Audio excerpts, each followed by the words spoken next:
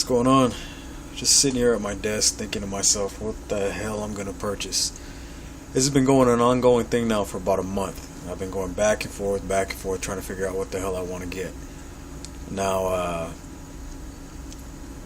I'm gonna be getting myself either an AR or an AK. I'm still weighing my options, but I'm not gonna be doing that until around December.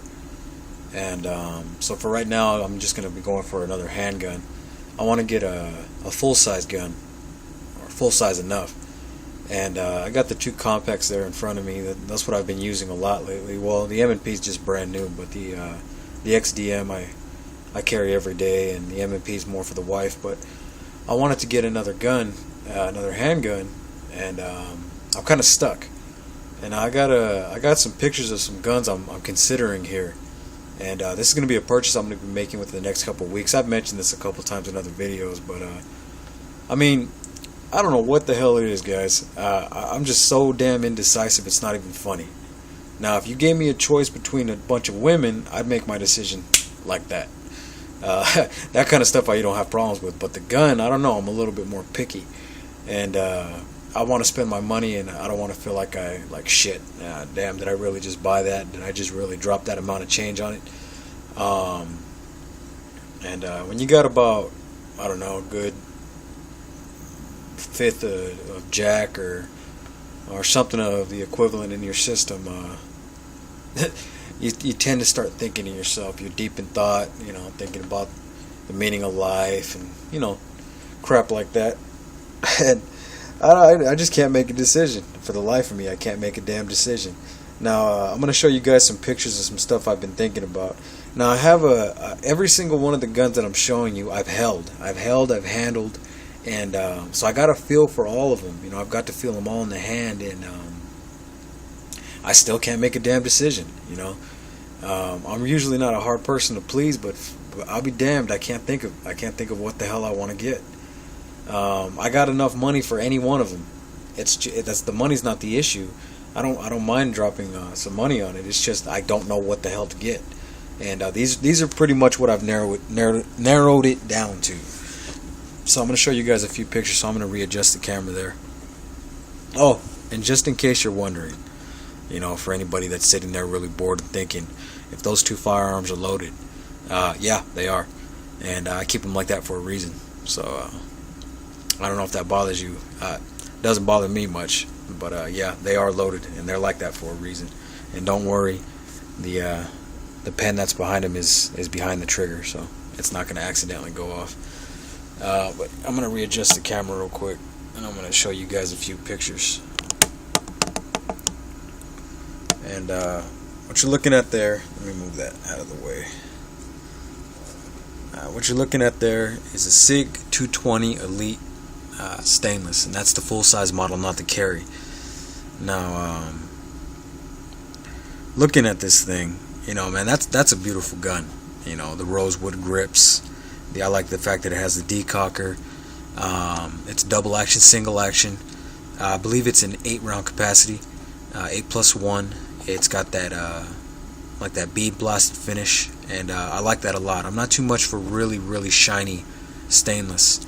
And this is really what I'm leaning more towards out of all my decisions. It's this one and a revolver. But this one I can find fairly easily. It comes with SIG night sights when you get it, and it's a beautiful gun. SIG's got great double action, single action. This one comes with the rail and all that good stuff. The only thing I don't like about this SIG is that it has a plastic guide rod. That's easily changeable, but still, if you're paying over $1,000 for a gun, you'd figure they just make the damn thing steel. But they know that's what people prefer. One thing about this SIG that I get a kick out of is this beaver tail style here. Most SIGs don't have that. Usually that'll be cut off right there, and you'll just have that little piece that comes out over your hand. But it's got the beaver tail, and I don't know why. I just like the way that looks.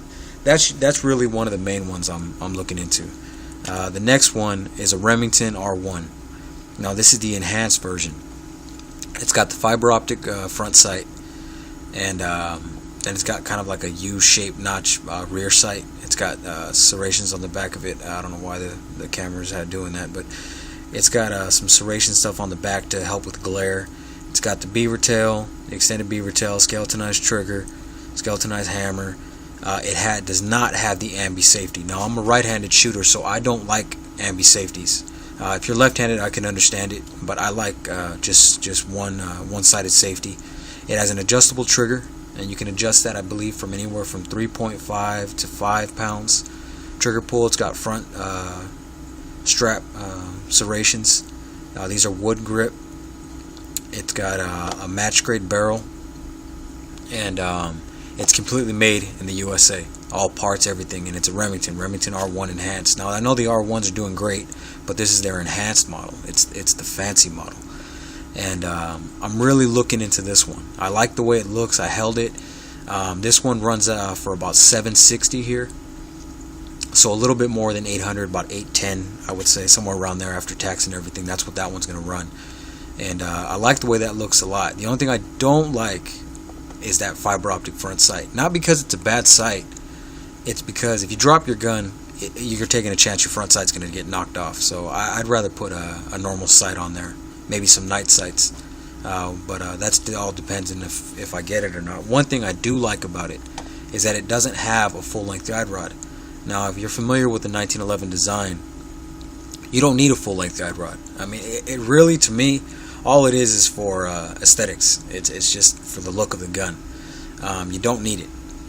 So that's just to each their own, what you prefer. But that's the next one. Then this one here, and that's the Ruger Super Red Hawk Alaskan, and this is the 454 Casull, and this also shoots the 45 Long Colt. And damned if that isn't a beast of a gun. Now it looks like a snub nose, but that damn thing is actually almost the length of a full-size 1911 when you hold it in your hand. It's a big, beefy gun. That's a man's gun right there. That sucker's got some kick, and I'm looking into one of these, and this is going to run me around the $900 range. And it's got, what I really love about this gun the most is the unfluted cylinder. You know, if they made the 44 Magnum, because they also make this in 44 Mag and 480 Ruger, if they could make that unfluted, I'd be on it in a heartbeat. Pete at the Armory Channel, he's got one of these, so if you want to check one out, he has a review on his.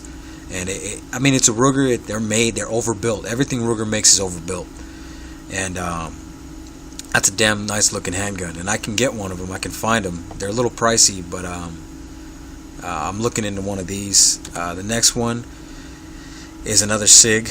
It's another 220, I believe. I'm not sure actually what the picture is, but I think it's a 220. I don't know. It's pretty damn blurry, but I just like the way that looks. Just the duotone. It's got the same features. It doesn't have the beaver tail. I like the way that one looks. That's kind of not really on the radar too much. I just like the way SIGs. I love the way SIG fires. So that's another one I saw at the shop.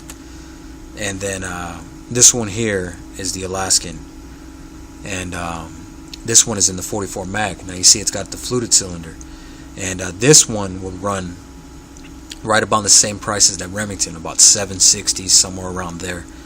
And that's a nice looking handgun in 44 Mag. That's a hell of a round. You know, you can stop a bear with that round, and you know, you can justify it for home defense. I mean, if you want to, it's a little bit of overkill, but hell, so is a slug in a shotgun.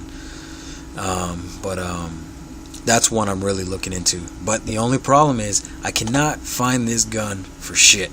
No one has them, and no one can get them. So hopefully at the gun show, maybe I'll come across a gentleman that has one. Last gun show I went to, I found a guy that had it, but he wanted $900 for it. And so it's almost a $200 markup. So I'm not paying that. I'd rather wait. I'll be patient. And then there you go. Right there is the GP100, and that's a 357 Magnum. I hate when the camera does that crap. And that one is in the 3-inch barrel. And I saw Hickok 45, he has a review on that, and that's a nice looking handgun. Again, it's overbuilt. It's a 357 Magnum, and I really like the way that one looks. And price wise, that's about $500, about $560 or so. And I really like that. I've fired GP 100s, but not the 3-inch. My friend has the 6-inch, I believe, and his is blued. That's the stainless model. And I hear a lot of good things. This is kind of a competitor with the 686. 686, of course, it's Smith & Wesson, It's got a better fit and finish, and they pay attention to detail. Ruger, it's kind of hit or miss, but it's a great gun. It's some things you can fix, and that's another one I'm looking into. And then this one here, I know you guys recognize that by that logo right there, Ruger SR 1911. If I can find one of these, you guys, I'm gonna buy it. If I have to buy this and another gun, I'm buying it, because I cannot find this gun for crap. No one has one. I try to put money down and hopefully get on a list for a waiting list. They won't even accept my money because they don't know when the hell they're going to get them. And I can't find them anywhere here. And I live in Arizona. Damn things are made in Prescott. And I can't find them for shit anywhere.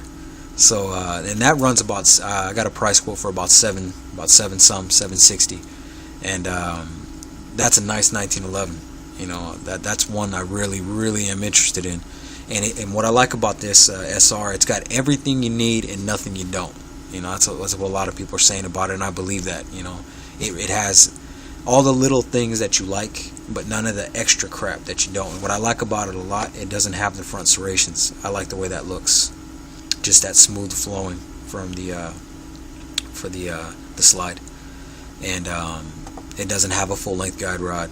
It's got the I believe it's an aluminum trigger. To be honest, I'm not sure.